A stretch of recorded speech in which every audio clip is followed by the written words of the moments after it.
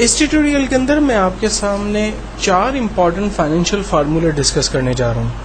पहला फार्मूला है future value का फार्मूला। फ्यूचर वैल्यू फार्मूला आमतौर पे उन जगहों पे सबसे ज़्यादा यूज़ होता है जहाँ पर सेविंग सर्टिफिकेट्स या फिक्स डिपॉजिट का मामला हो।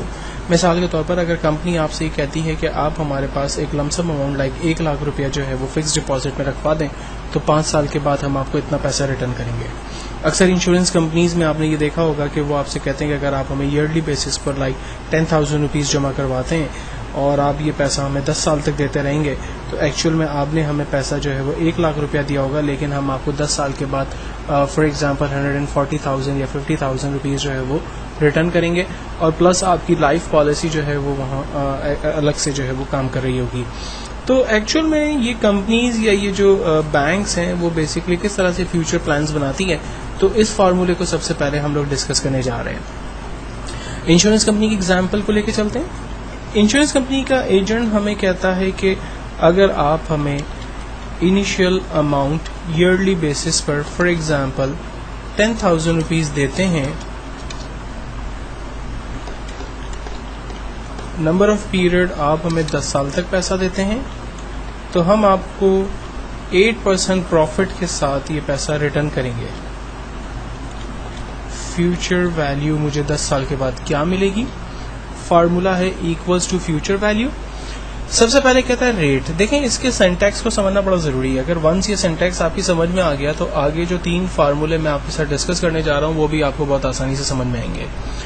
सबसे पहले कहता है रेट बताइए, तो रेट में हम बताएंगे इसे मार्कअप जो हमें प्रॉफिट मिल रहा है 8% यानी, then comma number of period, कितने साल के लिए कंपनी आपसे कह रही है कि पैसा हमें दें, नंबर ऑफ पीरियड 10 ईयर्स तक कंपनी हमें कह रही है पैसा दें, कॉमा पीएमटी को फिल वक्त में छोड़ रहा हूँ। आगे है प्रेजेंट वैल्यू, 10,000 रुपये कंपनी कह रही है कि आप हमें हर साल दें, तो मैंने प्रेजेंट वैल्यू को रेंज में दिया, एंटर किया।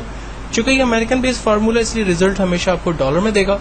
हम कॉमा के बटन पर क्लिक करके इसकी डॉलर की वैल्यू को खत्म कर देते हैं। अब देखें, कंपनी को अगर मैं ईयरली बेसिस पे 10,000 रुपीज़ डिपॉजिट करता हूँ, 10 साल तक ये पैसा देता हूँ और 8% कंपनी अगर मुझे प्रॉफिट देती है तो 10 ईयर्स के बाद कंपनी मुझे 144,865 रुपीज़ पॉइंट 62 पैसा जो है वो कंपनी मुझे रिटर्न करती है।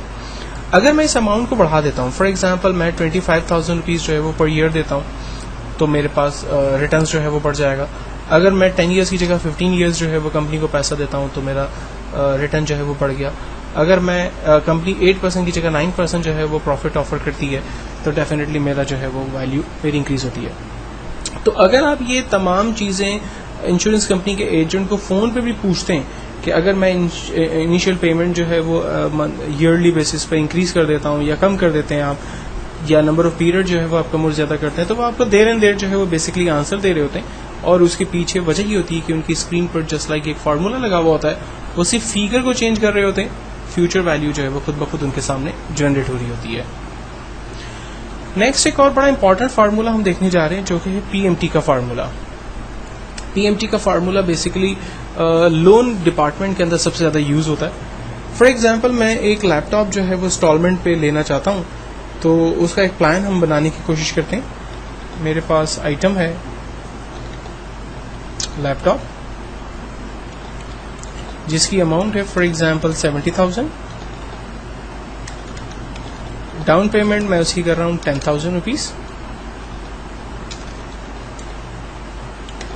नंबर ऑफ ईयर 3 ईयर्स के लिए मैं ले रहा हूँ, मार्कअप बैंक मुझसे चार्ज कर रहा है 22%, मंथली मुझे कितना पेमेंट करना है। फार्मूला है equals to PMT bracket open. यहाँ पर भी सबसे पहले रेट पूछता है, लेकिन इस रेट को हम डिवाइड करेंगे 12 से, क्योंकि कंपनी जो आपसे 22% मार्कअप चार्ज कर रही है एक्चुअल के अंदर वो आपसे पूरे ईयर का चार्ज कर रही होती है।